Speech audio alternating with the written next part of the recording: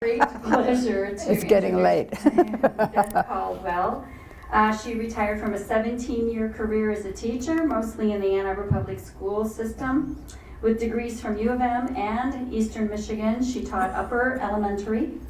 She also had a short stint as a teacher in Arizona as her husband Jack served there for 2 years in the military.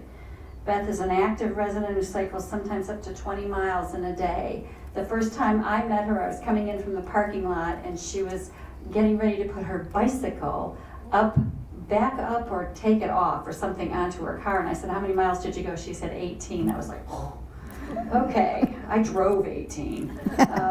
So please welcome Beth Caldwell.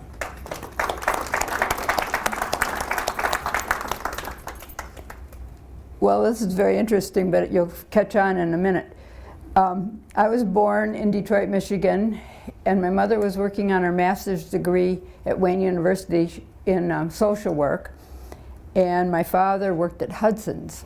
And I was born in late January of 1938, which was toward the end of the Depression, but money wasn't flowing everywhere in our family, because my mom had to help take care of her mom, and my dad was helping take care of his parents. So that was part of where our money went.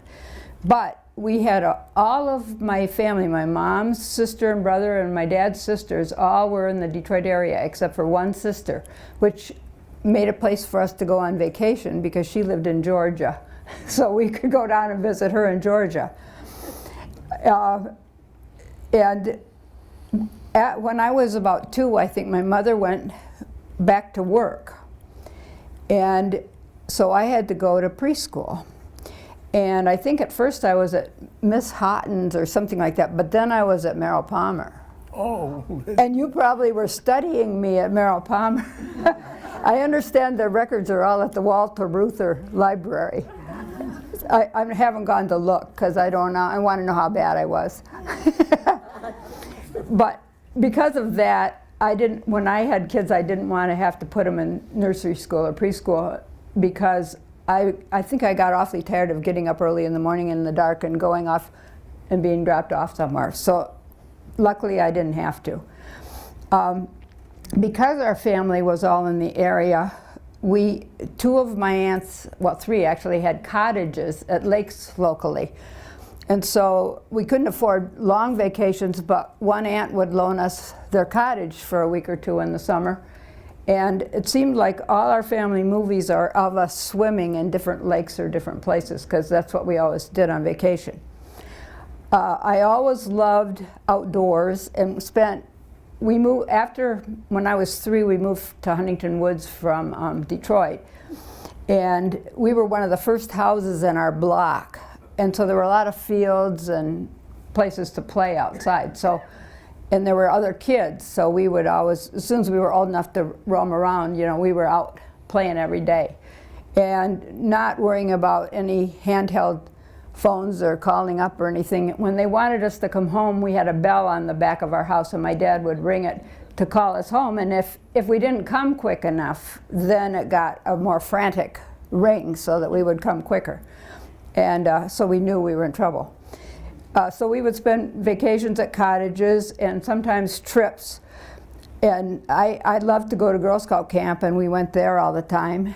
And when I was, the school had a tennis court that we played tennis in the summer, and in the winter they flooded it for ice skating, and that was really nice. We lived across the street from the golf course, so we were good at collecting golf balls that got over the fence and try to sell them back. We also used the golf course as our ice skating place in the winter and sledding, because we could crawl under the fence by our house and then we could play over there. I see someone nodding that went to the same high school I went to.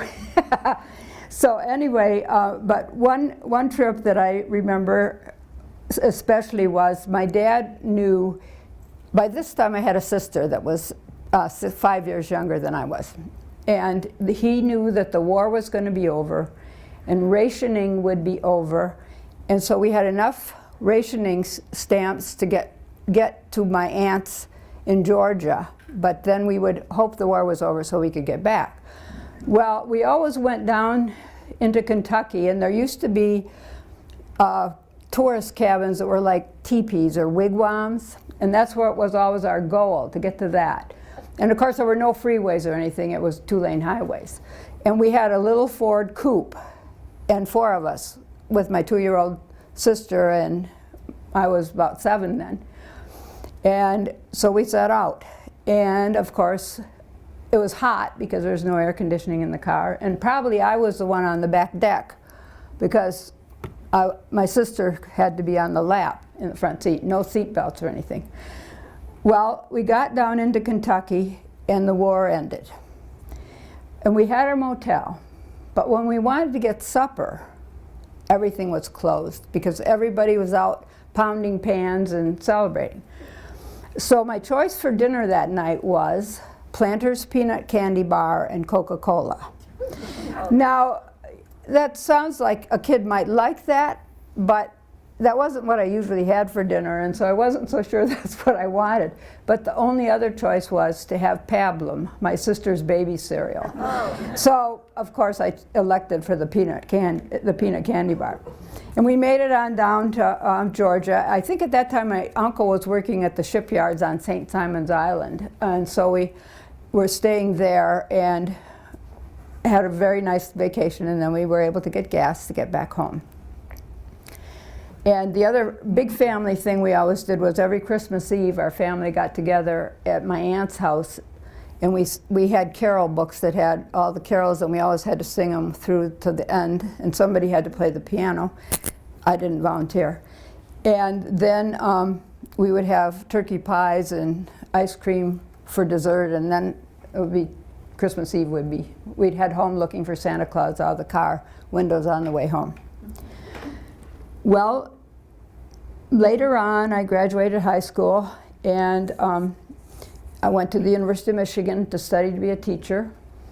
And I was going to start out high school, but I switched to elementary pretty quick, and I was glad I did. And I lived in East Quad in one of the early years when they had women in the men's dorm. And so 2 houses were women and the other 6, I believe, were men. And we all worked in the kitchen, men and women. A lot of times I was the spy to get the names of the ladies in the ladies' dining room, because the men would always want to know, what's her name? Can you get me her name? And that was a lot of fun. And that's how I met my husband. And we were married in the middle of my senior year.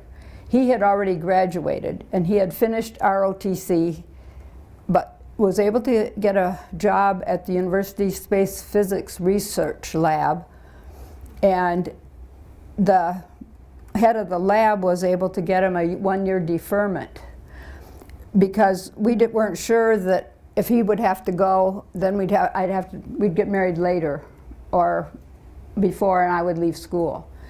So somebody called my mother about when they saw the announcement about our wedding, and my mother said, it might be a hurry-up affair.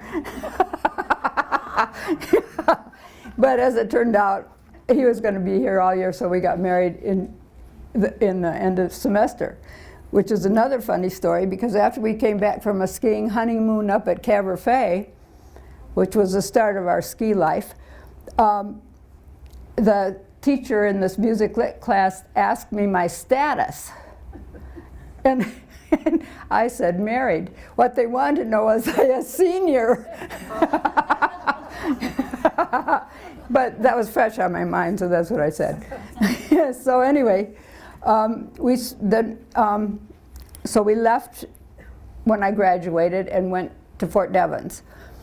But before we got there, my husband was working in the space lab, and they were having a rocket launch from Wallops Island in Virginia, so we had to go there first and then up to Massachusetts to Fort Devens. And they weren't hiring teachers there. I did check in on Girl Scouts or something else, but I never really got too busy with things. Mostly we had a friend that was there that had a little kid, so we hung around a lot and sight saw and did whatever we wanted to do. So after 6 months at Fort Devens, his orders were sending us to Fort Huachuca, Arizona.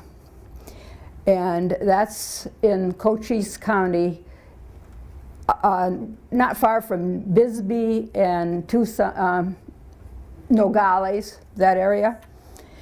And because we had pen pals that were already there, we had written them and asked them about teaching jobs. And they said, yeah, they need a teacher on the post as soon as you get here. When are you coming? So I got a teaching job. I think I had a 1-2 split in Colonel Young School, which was an old adobe school building named for Colonel Young, who was one of the early black graduates of West Point. And it was very quaint, neat, really wide adobe walls, and it was a very small school. And that was a great experience. And then I wasn't going to teach in fall, because that was just January till June. But the adjutant over my husband knew he was in the PTO in the city, Sierra Vista. So he said that you will report for a job there. So I thought, well, okay, it's no problem. So I found out where the school was, because it was Labor Day weekend, and school was starting on Tuesday. So I found out where the school was and went down, and that all was fine. And I had a substitute certificate I was able to get so that I could work.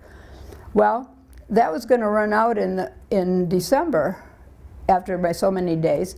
And the superintendent said, well, if you'll just sign up for Arizona Constitution, we'll get you a certificate, and then you'll be good to the end of the year, and we'll give you a raise, which was nice, because I forget what I was getting, but it wasn't much.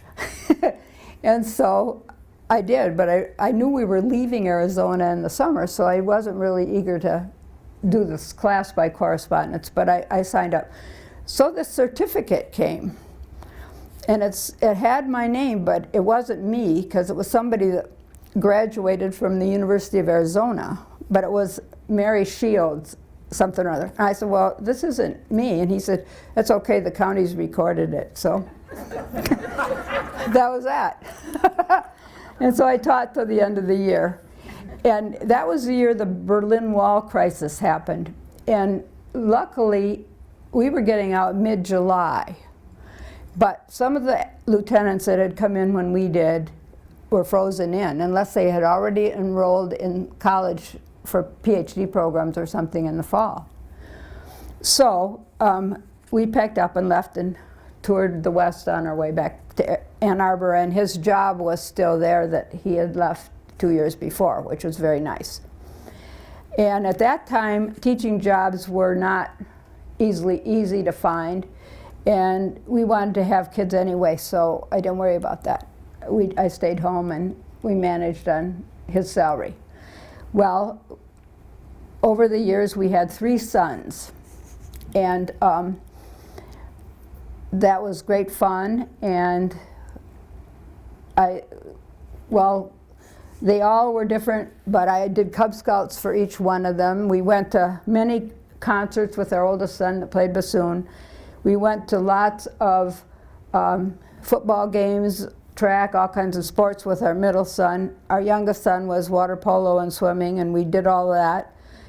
And we went on vacations together, which usually were connected to Jack's work, because the university would pay 2/3 of the motel if we went. And one year we went down to Florida for spring break, and the weather was terrible, but you were under the blanket more than you were on the blanket in the sun. But we did take a tour of Cape Canaveral, and it happened to be April Fool's Day. And I was ordering lunch for all of us, and the lady said, and she gave me some enormous amount of money, and I thought, how can it be that much? I didn't think it would be that much. She said April Fool, so she got me.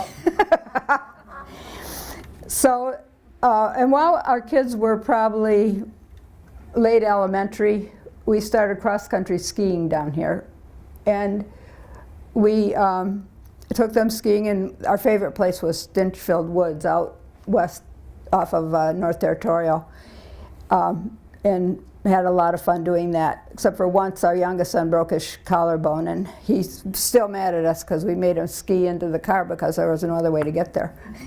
But I had M&Ms or something to give him to get him going along the way. So they all grew up, and that was about when my youngest son was in 5th grade, that's when I started looking for a teaching job. And they weren't hiring anybody but minorities and men in elementary school. But the deal was you had to substitute, and then, you know, you might get a job. So I thought, well, I can play their game. And before I started subbing, I did start taking classes for my master's degree, but there was no way you wanted to have a master's because then they wouldn't hire you because you cost too much money. So that was all the problem. So anyway, I started substitute teaching when Ben was in 5th grade. A lot of it was at his school and even in his class, because the teacher checked and said, do you mind if your mom subs in here? And he didn't like subs because the kids got disruptive and that bothered him. So he was glad to have me there because he knew I knew them and I knew their parents, and they better behave or else there'd be trouble. So I subbed for a year, and then the next fall they needed a 1-class science teacher that was extra at Clegg, our community neighborhood middle school. So that was okay because I didn't have to drive anywhere or anything. So I got that job, which put me on a continuing contract. And then Rusty Schumacher here was going to go to Japan for 6 weeks, and she had a student teacher but needed somebody that was certified to be in the classroom. So I was able to get a little extra pay and take her class for the 6 weeks she was away. And by December, I was able to apply for jobs that came by, and I got a 6th grade job at Logan, so I was all right in my neighborhood those years. And that was very interesting. And then I kept getting bumped because I was a low person at every building. So when they had to cut a teacher, then I got to go. So after Logan, I went to Bader, which was a lovely school, and I had a 3-4 split, but it was just fine. The next year, I had to go to Bryant School. And Bryant School is like an inner city school. And it was very educational.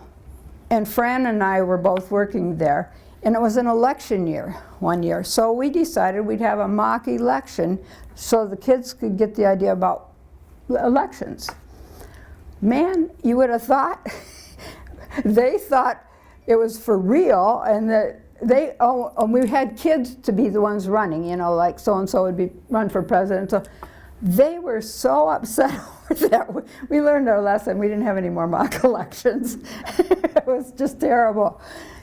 But anyway, so it was very educational to me because we were dealing with families that we didn't really understand at the time. And it was just a really interesting experience. But I made it through, and then Ann Arbor decided to reorganize the boundaries. And they paired Bryant with Pattengale, and they had Lower L at Bryant and Upper L at Pattengale. But that allowed me to apply to move to my neighborhood school at Thurston on my side of town. And luckily I was able to do that. And that was at a time when they moved Arrowwood students, which is like an inner city school, into Thurston and Northside, I believe, or out on Northside over to Thurston and King. And so I really better understood the kids that were coming in because I had worked with kids with that kind of family. And it's really rough, but it's one case that really touched me was I had this one kid, and I was kind of recommending that, or trying to recommend that her student be retained because she was in 5th grade, but she was really not that mature and she was way behind, and there were a lot of signs that it would have helped her if she could have had another year. And her mom brought somebody from the church with her to the conference. And I think the lady understood what I was talking about, but her daughter didn't get retained. I mean, she's a kid that we were doing a state test, and she's making a little tent and getting under the desk, you know, and you have 10 minutes to do that page, and she's hiding under the table. But then this mother sent me a note, and she said, could I send a math book home for her to work on because she didn't ever do very well in school?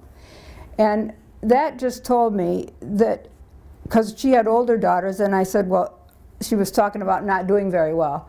And I said, well, have you talked to the school? Well, of course not. They didn't do very well in school. Why would they go into a high school where that you can't find your way around and try to get help for your kid?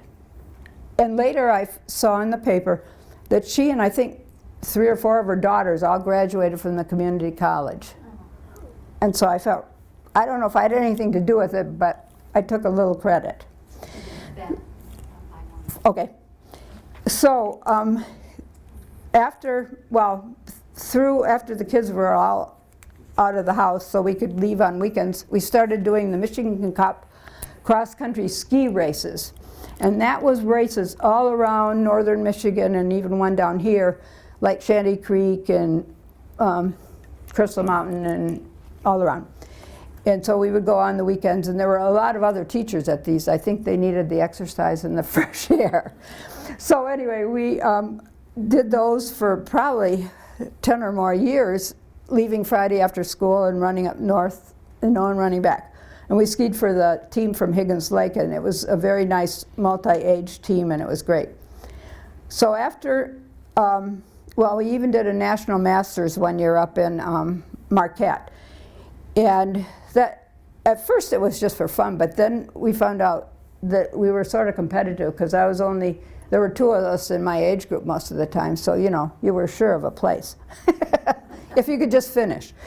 So we did that. And also, that involved a lot of our traveling after I retired, that we could go to these national masters around in the northern countries of Europe. I also do a lot of volunteer. I volunteer for Habitat for Humanity, and outdoor education is one of my favorite things too. I love the winter cookouts and have a really good time on those. And I still do that. I think I've been doing it for 30 or 40 years, counting when I was teaching. And there are other things at church too I volunteer for. But I also really enjoy Habitat for Humanity and helping make the houses. So we did World Masters in Finland, Norway, Italy, not Denmark, all of Scandinavia and Austria and around, and had a really good time with a bunch of friends that we met the first time we went. I even went to Russia, and that was great. Also, we've done bicycle trips. As Becky said, we joined the bicycle club in Ann Arbor. Jack was friends in that too, or was. But Jack did a lot more riding than I did till after we retired. But we've taken bicycle trips in Vermont, northern Michigan, Cape Cod, and Pennsylvania. And then we took a trip in Scotland overseas that was wonderful because that's where my family is from. And stayed with a cousin that lives over there. And we took a bike trip in France to see the big Vimy Ridge Memorial from World War I, when my dad was in the Canadian Army in World War I. And he wasn't at that battle that Canada helped secure some of the line that was going back and forth all the time. But he, we did finally get to see it. And because we stopped in a little town, we thought we were close, and we asked him, and it had just been all refurbished. So we asked him where it was. Of course, our French wasn't very good, and their English probably wasn't at all. So they didn't know where it was, but we finally found it and made it to see it, and it was very interesting. It's now the Canadians send college students to be the tour guides over there because France gave Canada the land that monument is on. So in that battle seemed to solidify Canada as a country because they pulled together to fight that battle, and they felt real good about winning. So that's the story, and I'm sticking to it.